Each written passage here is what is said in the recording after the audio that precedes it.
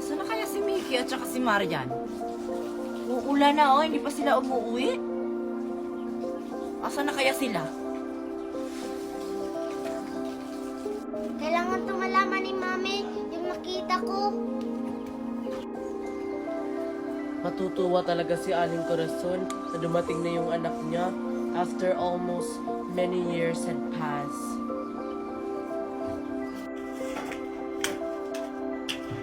Mami, meron po akong balita. Oh, ano na naman yon? Tungkol kay Ate Marian. Anyari ba sa kapatid mo?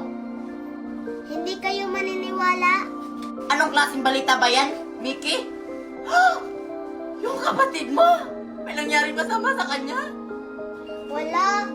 Kinakausap niya ang Teneber. Yun lang. Alam ko naman talaga yan, Mickey. Palagi niya kinakausap yung teddy bear na yan. Kahit nasa kwarto. Nasisiraan na ata yan ang ulo yung kapatid mo na yan. Yung Teneber kasi naging tao. What? Is that really happening? Paano nangyari yun? Totoo ba yan? Oo, Mami, naging si Queenie. Ano? Yung teddy bear naging si Queenie? Paano nangyari yan? Hindi naman yung totoo yung mga ganon. Sa palabas lang yun. Nakikita, napapanood. Tingnan niyo, umuwi na sa kanila. Abay, totoo ba yan? Kailangan ko pumunta sa bahay nila ngayon din. Titingnan ko kung totoo ba yung sinasabi mo, Mickey. Tara, samahan mo ako. Puntahan natin sa bahay nila. Tara, anak, kung totoo ba yung sinasabi mo, kung nakauwi na ba yan si Queenie. Tara.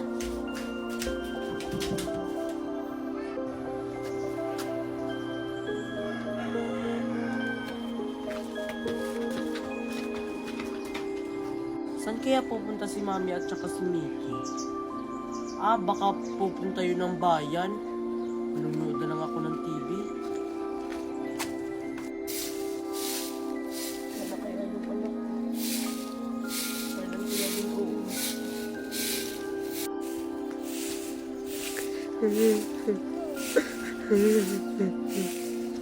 Mami! Mami! Queenie! Anak! Mami! Mami! Anak! Ikaw na ba yan? Ako na po to, Mami. Bumalik na po ako. Akala ko anak, patay ka na. Ilang year nang nakalipas, hindi ka pa rin umuwi sa bahay natin. Mahabang paliwanag yun, Mami. Kung sasabihin ko sa inyo kung bakit ako nawala, hindi naman kayo maniniwala. Ang mahalaga ngayon anak, nakauwi ka ng ligtas. Matutuwa ang daddy mo at ang kapatid mo. Namimiss ko na talaga kayo, Mami. Excited na ako makita yung kapatid ko at saka si Daddy. Tao po. Kumare! Kumare, nandiyan ka ba? Kumare! May tao kaya dito, Mickey? Kumare! Kumare! Ano? Si Kumaring Melet ba yun? Parang, Mami, huwag mong sabihin na nakauwi na ako, ah. Dapat wala mo nang makakaalam. Sige anak.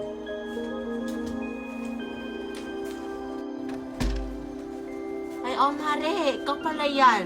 Bakit parito ka? Sabi kasi ng anak kong si Mickey, bumalik na daw yung anak mo, nakauwi na daw. Ay hindi pa Mari, hindi pa nakauwi yung anak ko. Hinahanap pa siya ng mga pulis. Nakita ko po si Queenie. Ano, nakita mo yung anak ko? Saan? Doon sa gubat, kinakausap yung kapatid ko. Oo, Mari, nakita ng anak ko. Alam mo naman yung mga bata ay hindi nagsisinungaling. Abay, totoo ba yan? Umuwi na po sa inyo. Hindi pa siya nakauwi. Sana nga makauwi na yung anak ko. Sige Mari, salamat sa balita ha. Anyari doon? Bakit parang hindi siya natutuwa na bumalik na yung anak mo? Totoo ba yung nakita mo, Mickey? Oo, Mami. bakit tinatago yung kumari ko na yan? Parang na nga anak. Buwi na tayo.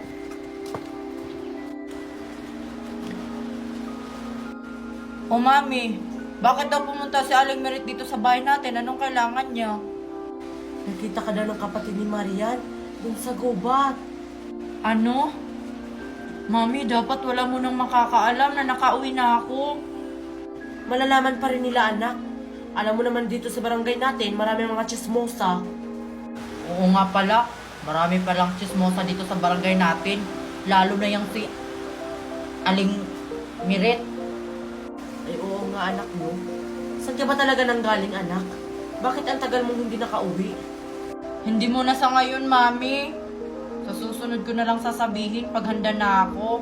Kasi kapag sasabihin ko sa inyo, alam kong hindi kayo maniniwala. Maniniwalaan naman kita kasi anak kita. Sa susunod na nga lang, Mami. Bakit ang kulit nyo? Magpapahinga na ako. Ngayon lang naman ako nakauwi ulit. Tapos nangungulit kayo? Ano nangyari sa anak ko? Nagbago na siya. Nakapagod lang yun.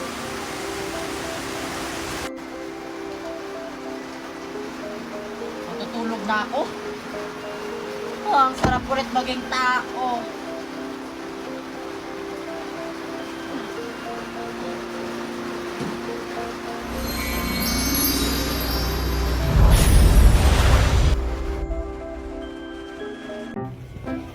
Hala, umuulan na.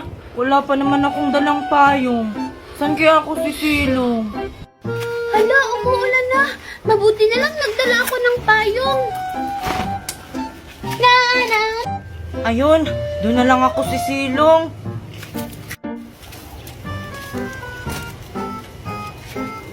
La. Ay, ikaw pala yan, Queenie. Anong ginagawa mo dyan? Wala, sumisilong kasi umuulan. Ay, wala ka palang dalang payong? May nakita ka bang payong? Diba wala? For walang payong, ako meron. Meron kaya akong payong, nakalimutan ko lang sa bahay. Pwede nga, wala ka talagang pangbili ng payong. Anong tingin mo sa akin? Walang pambili? Mas maganda pa nga payong ko kaysa sa'yo. Asa na yung payong mo? Wala naman. Si Queenie walang payong. Poor. Makaalis na nga. Baka ikaw yung poor. Nakakainis ka talaga, Mimay. Tatawagan ko nga lang si Mami. Ay, may dala pala akong payong. Baka ikaw yung... sira yung payong ni Queenie. Sira.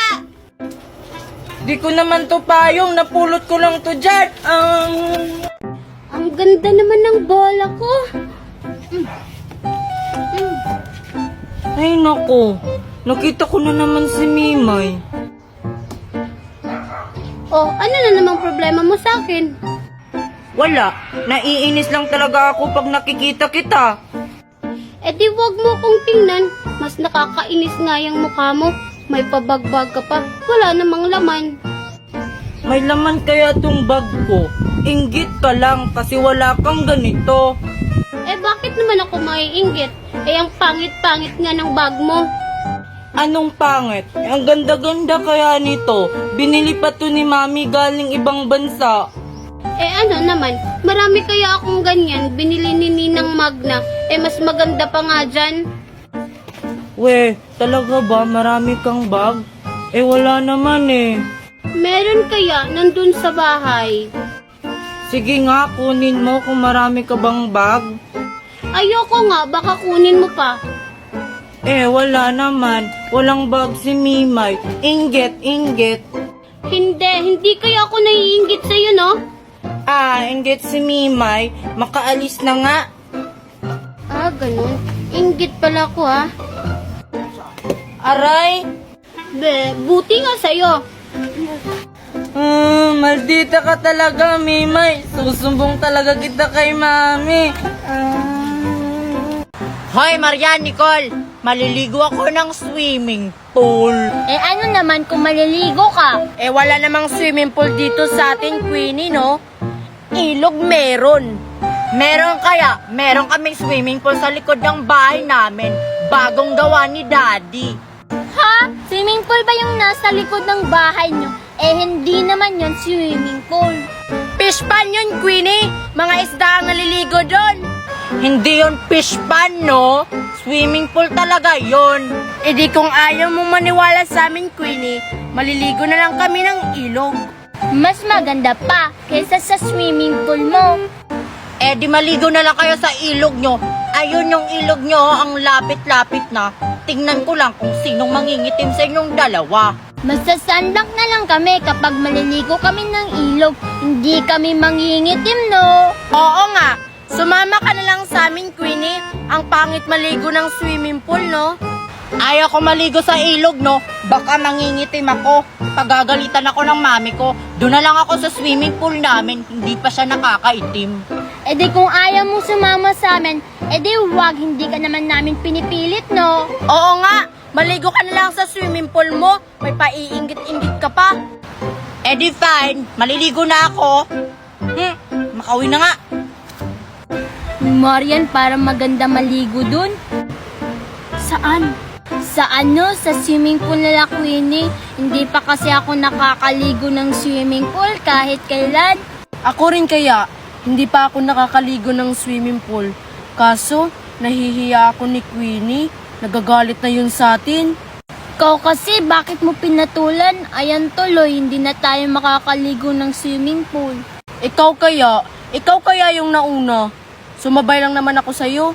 Paano na yan? Umalis na si Queenie, hindi na tayo makakaligo ng swimming pool.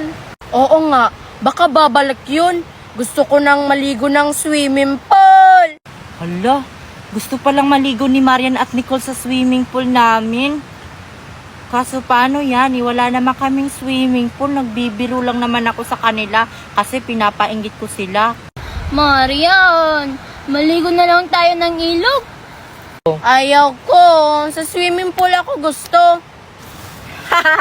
Gusto pala ni Nicole at ni Marian maligo sa swimming pool namin. Kaso wala kaming swimming pool. Fish pan lang yon. Ha? Ano? Free na ang pala tayo ni Queenie? Umaasa.